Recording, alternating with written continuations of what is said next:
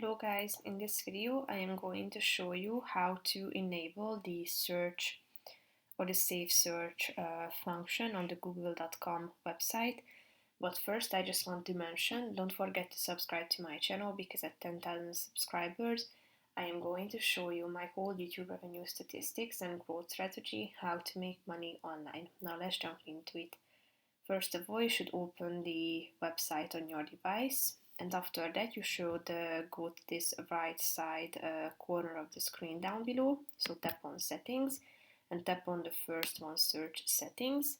Go to this left side column of the screen, tap on the first one, and here you can find this save search section that you can turn on by tapping onto this box until the checkmark icon appears in it, so it has been enabled. If you want to get to know more about this feature, just tap on this button and here you can get to know to it. So that's pretty much it for this video, guys. See you in the next one. Bye bye.